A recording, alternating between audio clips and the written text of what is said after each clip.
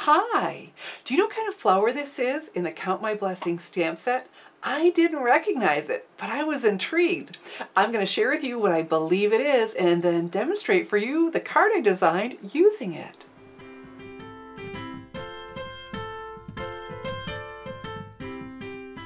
Welcome to StampingSmiles.com. I'm Shelley Godby, the owner and CEO of Stamping Smiles, and for 16 years I've been teaching others how to create their own hand-stamped smiles. My Count My Blessings card is quite easy to make, and I'm going to share with you how one little addition was just the perfect finishing touch. Here's a closer view of the Count My Blessings stamp set with the attractive font for the thinking of you and for the When I Count My Blessings, you're on the top of my list. We'll be using this today. And here we have the flower I couldn't identify. I knew it had to be a fall flower, but I thought, boy, what is that? So I was talking with one of my sweet stampers, Susan, and I said, do you know what kind of flower that is? She said, boy, I don't know. So I called Stampin' Up and I was told a lotus. And I thought, no, that really doesn't look like a lotus to me. And then Susan emailed and said, Shelley, I really think that's a crocus. So I started investigating. Well, did you know, I mean, I'm used to crocuses in the springtime, that there's such a thing as an autumn crocus? And I'll be doggone. And so then Master Gardener Mom and I, we looked them up in one of her flower books, and there are a lot of autumn crocuses. And then a girlfriend showed up with this one. Isn't that pretty? And just like online, most of them were in purple. Not all, but most of them came in that purple.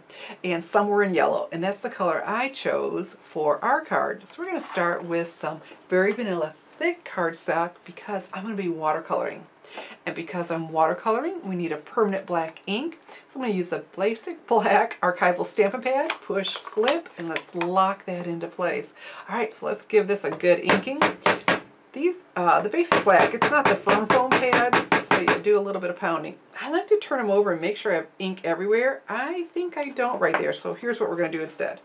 I'm going to just get in here with the pad and do this. Oh, I think I've got some really good coverage now. All right, so we're done with that for now. Let's pull in that lip, flip, and click. I don't want this quite in the center. I want to leave a little bit of room at the bottom. So let's come right about here. Press down everywhere for a really good image. And oh, isn't that beautiful? Beautiful, beautiful, beautiful. Okay. So now for the watercoloring, I told you I'm going to use yellow, and the yellow of the flowers that I looked online were a nice bright yellow, very much like the Daffodil Delight. So because we're going to watercolor, the ink pad is here. Let's press the pad into that lid, and the lid's on the bottom. There we go, and look, it puts ink into the lid. So now we'll be able to pick it up with our Aqua Painter. Love it, my absolute favorite watercoloring tool. So much easier than a paintbrush, a watercolor brush. So we pull off that cap, and then on a piece of, got a napkin. Oh, look, I had a little bit of yellow left over. I like to always, you need to start it and then wipe it off to make sure that I did leave it, that it went away clean, and this time it didn't. So we're going to come over here, and we're done squeezing. We're done squeezing. It's just going to put out the perfect amount of water. That was the thing with watercolor brushes.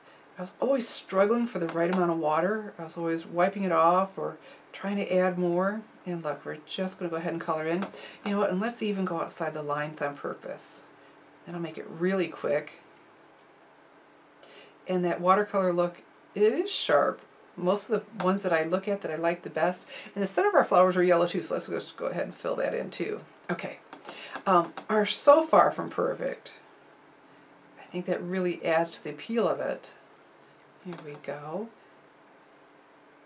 And let's go over here and get a little bit more of the intense, and we'll put the darker color on the black area, the shaded. It's already, the little dots show us where to add some of the deeper color. Oh, isn't that pretty? And then here, let's go right along here because flowers tend to, there we go, be darker right here. Oh, looking oh so good. So we are done with this. Let's go ahead and flip, click, and then you know that's shut. Okay, so let's squeeze, because we're going to change colors. So we definitely want to clean that off. We don't want to get that yellow into our next color. And our next color, whoops, is the Lemon Lime Twist. So again, we're going to press the pad into the lid. And it's like this, the lid's on the bottom, because look, our pads store themselves upside down, so that keeps the ink to the top. Very cool design, Stampin' Up. All right, so let's come over here. We've cleaned it, and let's pick up some of the Lemon Lime Twist. And there we go. In Lemon Lime Twist, I'm going to be using some of just one of the patterns from the Painted Autumn Designer Series paper, and it has Lemon Lime Twist and Garden Green in it. And the pictures look like Garden Green was was the green of them, but this mixed in will be really pretty. So we just filled it all in, our Lemon Lime Twist, and we're not trying to be perfect. Let's go outside our lines a little bit. There we go. All right, flip, click, there we go. And so now let's come in with some Garden Green, press on. There we go, get the ink into the lid. Oh, lots of good ink. That's clean. All right, got that cleaned off. Squeezing while I clean it off. And come over here and pick up some of our green. And now we'll do, there we go, isn't that pretty? Shading where they've already done it for us. I don't want to cover it all up. I do want to see some of that Lemon Lime Twist. Oh, pretty, pretty, pretty. Let's do our stem.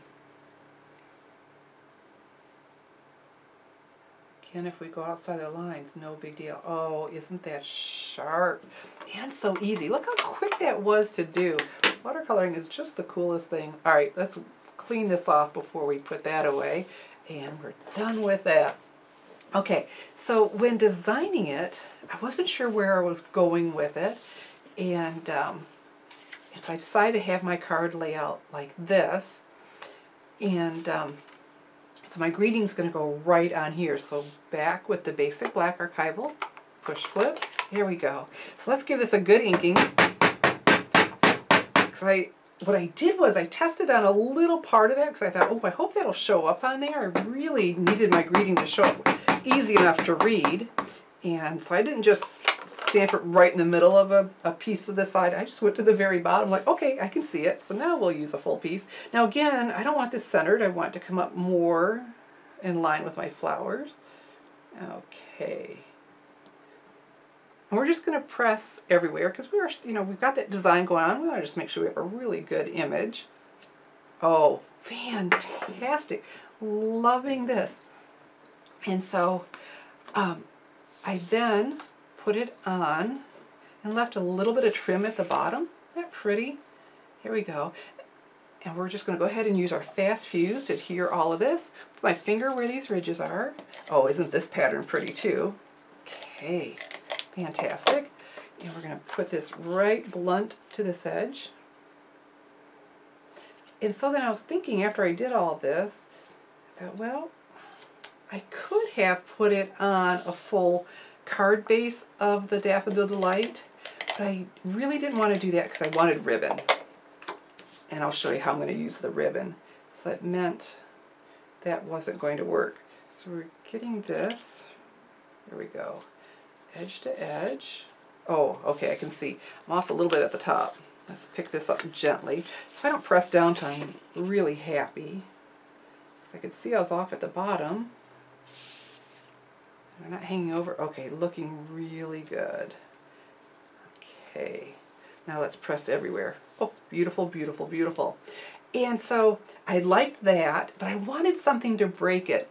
So instead of using a piece of cardstock, I thought, ooh, look at this. This is the Lemon Lime Twist Ombre ribbon. Isn't that pretty? So we'll go ahead and wrap it around the whole thing. And so that's why using the Daffodil Delight for the card base wouldn't work. I couldn't wrap it around the whole card. Okay, and then it worked out really well that this was more towards the top because then my bow, so I'm going to tie a pretty bow here, won't cover up the flower, or more important, the sentiment. I wouldn't mind if it actually covered the flower, but I certainly don't want it covering the sentiment. There we go. And this ribbon just ties so nice.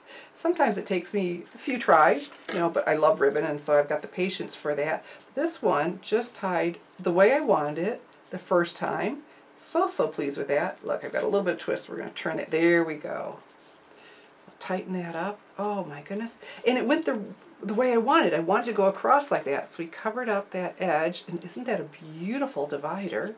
Pretty, pretty, pretty. Okay, let's trim this at an angle. Oh, loving, loving, loving it. And so I thought, okay, so I definitely, you know, that's not going to go on the Daffodil Delight because the way the ribbon's around. So I'm going to put this on a base of very vanilla thick cardstock. Then I won't need to add extra paper inside because it'll already be light enough to read. But because of the ribbon, I need mini glue dots. Okay, they're extra strong. So let's go ahead. Oh, I left some exposed. I'm going to take it to the dot. There we go, and press down. You know what? It won't be a bad idea for us to put one around that ribbon. Okay, so I'm not wanting to touch them because that'll take away from their extreme stickiness. Well, here's where I got a little bit of a surprise. I forgot while I was designing that I had cut it down, because I started at 4 1/4, that I had cut it down to 4 inches. Well, actually this got cut to 3 3/4 and this piece to 4. So I went to put it on my base. I went, oh no, I cut it too small. But you know what? It worked out. I like the very vanilla that's peeking out at the bottom. So that wasn't planned, but just sometimes you get what we call happy accidents. Isn't that pretty? Let's make sure. Okay, isn't that sharp? Loving it. And so I thought, okay, I'm really, really liking this. It just feels like it needs a little something. So I got out my Brights enamel shapes, and I have all these lovely in Daffodil Delight. And I thought, oh, the heart might be nice because, you know, what a lovely thing. But it just felt like too much yellow, you know. And so then I tried the rhinestones, and I colored them with a yellow Sharpie, and that was looking pretty good. And I thought I was done. I thought, no, I know, because everything is so elegant. Oh my goodness, we're going to use the black rhinestone jewels instead from the holiday catalog. And our stamp set and paper are also from the holiday catalog too. And so let's pick up one of these. If I can, you know, trying to pick it up with your fingernails isn't always the easiest, so I like to use my paper piercing tool, which isn't cooperating right now. Oh, there we go, to pick one up. Aha! Even if I don't get it off with air, I always use it for the placement. So there we go. We've got a small one. How about a medium next? All right, about in there. So let's not press down till we're happy. So we can move around. And then I end up back with another small one. I tried one of the largest ones, and I think it was just a little bit too bold, too big for my image, or for my taste. How about that? That's probably more like it. All right, so we got oh, I'm liking that. So scattered all around. Pretty, pretty, pretty. Like that. With the black outline and then the black, it just really picks that up.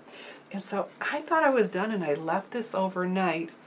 I just kept feeling like I was missing something. I thought, boy, I just wish I could do just a little something to still dress this up. Then I figured it out. Oh my goodness, so easy was the solution. I stamped the flowers again on very vanilla thick cardstock and watercolored them. And to make it easy, and it turned out really cool, I cut out around it. I didn't try to cut around, what do they call those, the stamens. And so then to pop them up with the mini Stampin' Dimensionals, I just love these. Seriously, they're just so adorable. I think they should be called baby dimensionals. All right, and because just the perfect size, you don't need to trim them down. Here we go. And look at this. It's worked out so cool because now we've got dimension, not just with the flower, but from that back part. Isn't that awesome? All right, and so again, the mini or baby dimensionals were perfect for this too, because I think a big one may have filled that in too much. And so I trimmed that with my paper snips. Quick and easy to do. Just really love the paper snips. They make it so easy. That looks like it's already trying to pop off. And if not, here, take your thumbnail and it makes those edges pop up. There you go. And look at that. Isn't that cool? And you really do want it watercolored underneath if you decide to add this extra step too, because we use part of the design. And that little bit was just that perfect finishing touch I was looking for my Count My Blessings card. All the supplies to make my Count My Blessings card are listed under the video and available to order now in my online store at www.shopwithshelly.com. I'm Shelly Godby, teaching you how to create hand stamped smiles. Thanks for watching.